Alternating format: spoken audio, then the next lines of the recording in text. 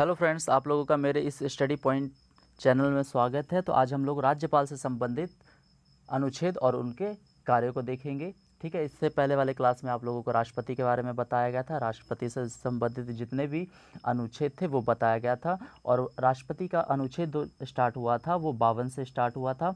ठीक है, और आज हम लोग जो स्टार्ट करने वाले हैं राज्यपाल, वो 153 से स्टार्ट करेंगे।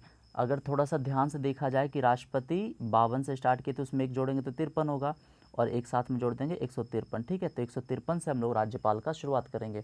और इसको राष्ट्रपति के साथ इसलिए कनेक्ट कर रहे हैं क्योंकि जो काम केंद्र स्तर पे राष्ट्रपति का है वही काम लगभग राज्य में राज्यपाल का है। ठीक है, तो आप लोगों को अगर कभी कन्फ्यूजन हो तो ये याद रखेंगे, एक राष्ट्रपति याद करना, उसमें एक जोड़ देंगे तो 53 हो जाएगा, और 153 से याद रखेंगे कि राज्यपाल का स्टार्ट होगा। ठीक है, तो थोड़ा सा देखते हैं। अगर थोड़ा बहुत भी अगर याद रहता है तो एग्ज़ाम के टाइम में आप एलिमिनेशन या थोड़ा बहुत रिकॉल करके धुंधला धुंधला तो याद ही रहेगा, उससे आप आंसर को टिक कर सकते हैं। लेकिन चलिए क्लास में को देखते हैं और कोशिश करेंगे क्लास में सारी चीज़ों को समझने का। तो शुरुआत करते हैं। अनुच्छेद 153 में, ठीक है, क्या कहा गया। मैं मार्कर का थोड़ा कलर चेंज कर लूँ।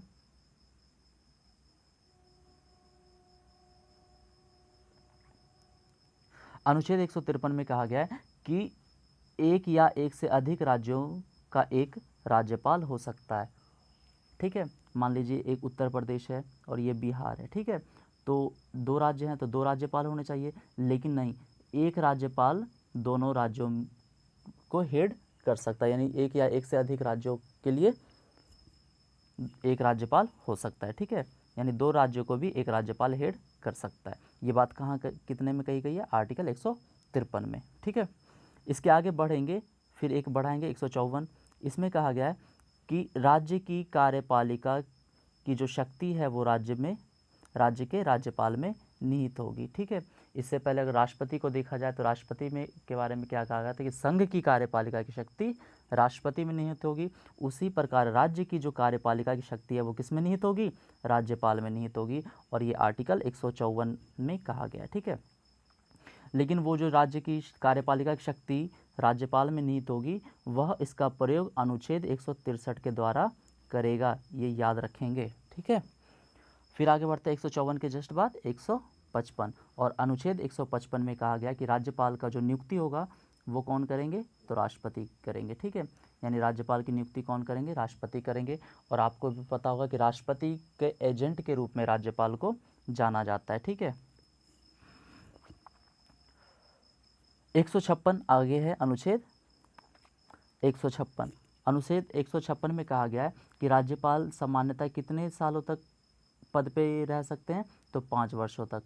ठीक है, लेकिन इसमें एक बात और कही गई कि राष्ट्रपति के प्रसाद पर्यंत है वो कौन? राज्यपाल। प्रसाद पर्यंत का मतलब है कि जनरली अगर राज्यपाल के कार्यकाल को देखें तो वो 5 वर्षों का होगा, लेकिन राष्ट्रपति चाहे तो उसको 1 साल 2 साल या कभी भी उसको उस राज्य से बुलाया जा सकता है वापस। ठीक है, ज़रूरी नहीं कि वो 5 साल तक रहे ही, क्योंकि वो राष्ट्रपति के प्रसाद पर्यंत है। ठीक है, आगे बढ़ते हैं। इसमें है अनुच्छेद 157। इसमें कहा राज्यपाल के बनने की योग्यता का वर्णन किया गया, तो इसको आप लोग समझ ही गए होंगे कि राज्यपाल बनने के लिए क्या क्या योग्यताएं होनी चाहिए। ठीक है, उसके बाद है अनुच्छेद 159। इसमें राज्यपाल के शपथ की बात है। ठीक है, तो एक चीज़ और इसमें आया है कि राज्यपाल को शपथ कौन दिलाएगा? राज्यपाल अगर वो पद ग्रहण करते हैं तो उसको शपथ कौन दिलाएंगे? तो उच्च न्यायालय के जो मुख्य न्यायाधीश होंगे, वो हाई कोर्ट के जो चीफ जज होंगे, मुख्य न्यायाधीश जो होंगे, वो राज्यपाल को शपथ दिलाएंगे उसके पद की। ठीक है, तो फिर से एक बार इसको देख लेते हैं शॉर्ट में। 153 में कहा गया है एक या एक से अधिक राज्यों का राज्यपाल हो सकता है राज्य। ठीक है, 100 राज्यों का राज्यपाल होगा। 154 में कहा गया है कि राज्य की कार्यपालिका की शक्ति राज्यपाल में निहित होगी, लेकिन इस शक्ति का प्रयोग 163 के द्वारा करेगा। ठीक है, 155 में कहा गया कि राज्यपाल की नियुक्ति राष्ट्रपति द्वारा होगी। 156 में कहा गया कि राज्यपाल का कार्यकाल सामान्यतः 5 वर्ष का होगा, लेकिन वो राष्ट्रपति के प्रसाद पर्यंत होगा, अर्थात राष्ट्रपति जब चाहे उसे उसके पद से विमुक्त कर सकता है, हटा सकता है, उसको वापस बुला सकता है। ठीक है, उसी तरह आगे 157 में राज्यपाल बनने की योग्यता का डिस्कशन किया गया। उसके बाद अनुच्छेद 159 राज्यपाल के शपथ की बात कही गई है। अगर आप इसको एक सीक्वेंस में याद करेंगे तो आपको आसानी से याद हो जाएगा, ठीक है। इसके बाद आगे देखते हैं।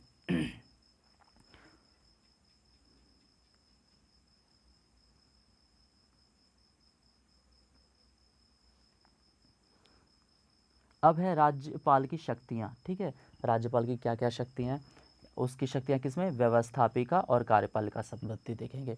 यानी व्यवस्थापिका में क्या शक्ति है राज्यपाल को, और कार्यपालिका में कौन कौन सी शक्तियाँ प्राप्त है और किस अनुच्छेद के अंतर्गत प्राप्त है, ये देखते हैं।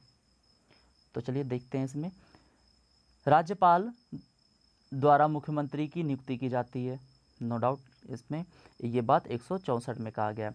जैसे ठीक है, राज्यपाल जो होंगे वो किसकी नियुक्ति करेंगे, मुख्यमंत्री की। ऐसे आप जान रहे हैं कि मुख्यमंत्री को क्या किया जाता है, हम लोग वोट दे के जिताते हैं ना, एमएलए को वोट देते हैं, उसके अकॉर्डिंग वो मुख्यमंत्री की नियुक्ति करते हैं। तो मुख्यमंत्री की नियुक्ति अगर देखा जाए तो ऑफिशियली साइन जो होगा वो राष्ट्रपति का होगा, ठीक है। इसलिए राज्यपाल जो है वो मुख्यमंत्री की नियुक्ति करेंगे। आगे देखते हैं, मुख्यमंत्री की सलाह से अन्य मंत्रियों की नियुक्ति। अब राज्यपाल जो हैं वो क्या करेंगे कि राज्य विधानमंडल में, ठीक है, जो भी मंत्री होंगे, वित्त मंत्री होंगे या फिर शिक्षा मंत्री होंगे, उनकी नियुक्ति राज्यपाल मुख्यमंत्री की सलाह से करेंगे। ऐसे ये, ठीक है। आगे इसके बाद 51वां संविधान संशोधन 2003, इसको याद रखना है। मंत्री परिषद का आकार विधानसभा की कुल का 15% से अधिक नहीं होगा और न्यूनतम कितना, 12 से कम नहीं होना चाहिए। तो इसको हम लोग आगे डिटेल में देखेंगे, ठीक है। अभी हम सिर्फ इसको याद शॉर्टकट तरीके से पढ़ते जा रहे हैं, ठीक है। मंत्रिपरिषद विधानसभा के प्रति उत्तरदायी होते हैं।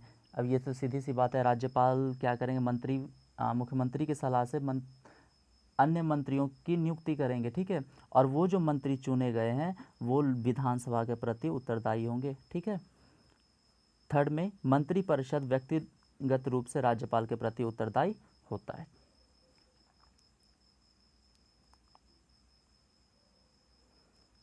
अब आते हैं अनुच्छेद 175। इसमें कहा गया है कि विधानसभा सत्र यहाँ आहूत, ठीक है। विधानसभा सत्र का आहूत, सत्रावसान और भंग करने का अधिकार किनको है, राज्यपाल को है। और ये अनुच्छेद 175 में कहा गया। जैसे केंद्र स्तर पे ये शक्ति किसको प्राप्त है, तो राष्ट्रपति को, उसी तरह राज्य में किसको प्राप्त है, सत्र आहूत करने का, सत्रावसान करने का या फिर भंग करने का अधिकार राज्यपाल को प्राप्त है अनुच्छेद 175 के तहत। इसके आगे बढ़ेंगे तो 175 के बाद 176, इसमें कहा गया है कि राज्यपाल को विशेष अभिभाषण राज्य मंत्री मंडल द्वारा तैयार किया जाएगा, ठीक है। अब यहाँ पे इम्पॉर्टेंट है कि राज्य का बजट राज्यपाल की अनुमति से अनुच्छेद 200 के अंतर्गत विधानसभा में रखा जाता है। जैसे अगर केंद्र स्तर पे क्या करेंगे, राष्ट्रपति के परमिशन के बाद जो केंद्रीय बजट होता है उसको लोकसभा में प्रस्तुत किया जाता है, उसी प्रकार राज्यसभा में बजट जो होगा वो राज्यपाल की अनुमति के बाद विधानसभा में प्रस्तुत किया जाता है, ठीक है।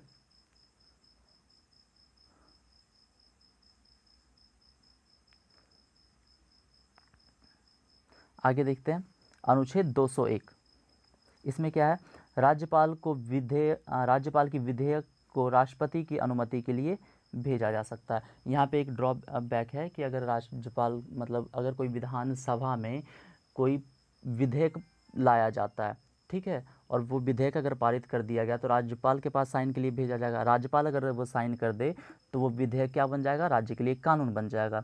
परंतु अगर राज्यपाल चाहे तो उस विधेयक को राष्ट्रपति के पास क्या करेगा, अनुमति के लिए भेज देगा।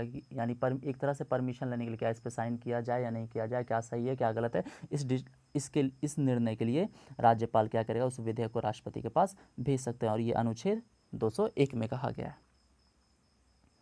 फिर आगे बढ़ते हैं अनुच्छेद 213। इसमें है कि राज्यपाल को अध्यादेश जारी करने की शक्ति प्राप्त है। अब मान लेते हैं कि किसी पेंडेमिक टाइम में या किसी भी इमरजेंसी टाइम में अगर राज्यसभा की मीटिंग नहीं हो पा रही है, ठीक है, राज्य विधानसभा की मीटिंग नहीं हो पा रही है, तो उस इमरजेंसी कंडीशन में राज्य के जो राज्यपाल हैं वो इमरजेंसी में क्या कर सकते हैं, अध्यादेश जारी कर सकते हैं, यानी कोई कानून का निर्माण कर सकते हैं टेम्पररी। इस तरह से तो केंद्र स्तर पे ये काम राष्ट्रपति का है, ठीक है। और ये याद रखेंगे अनुच्छेद 213 में अध्यादेश की बात की गई है, ठीक है। अब अनुच्छेद 213 के बाद इसी में है कि जितने भी राज्य में यूनिवर्सिटी हैं उसके कुलाधिपति कौन होंगे, राज्यपाल होंगे, ठीक है। यानी राज्य में जितने भी यूनिवर्सिटी हैं, महाविद्यालय हैं, उसके कुलाधिपति भी राज्यपाल होंगे, ठीक है।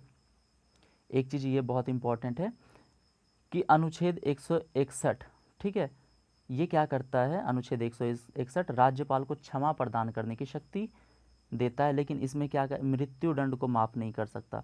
मतलब राज्यपाल जैसे सुप्रीम कोर्ट या हाई कोर्ट, सुप्रीम कोर्ट नहीं, हाई कोर्ट के द्वारा अगर कोई फैसला दिया जाता है किसी मुजरिम को या उसको मृत्यु दंड दिया जाता है, तो मृत्यु दंड को छोड़ के राज्यपाल उस मुजरिम के, उस व्यक्ति के, उस अपराधी के किसी भी प्रकार के दंड को कम कर सकता है।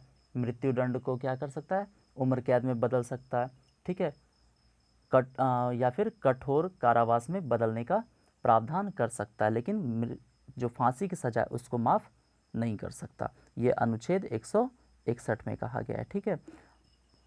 तो इसके बाद अब राज्यपाल को क्या किया जाए, पद से हटाने की बात इसमें नहीं की गई है, क्योंकि राज्यपाल जो है राष्ट्रपति के प्रसाद पर्यंत काम करता है, तो उसमें राज्यपाल को पद से हटाने का कोई डिस्कशन ही नहीं किया गया। तो आई होप आपको यहाँ तक याद रखना है। और अगर आप राष्ट्रपति वाला क्लास देखे होंगे तो ये इसका जो राज्यपाल का अनुच्छेद है ये आसानी से आप लोग याद कर सकते हैं, ठीक है। तो दोनों क्लास को देखें। आई होप कि आप लोगों को क्लास पसंद आया होगा। अगर पसंद आया होगा तो सब्सक्राइब करें और लाइक करें। Thank you.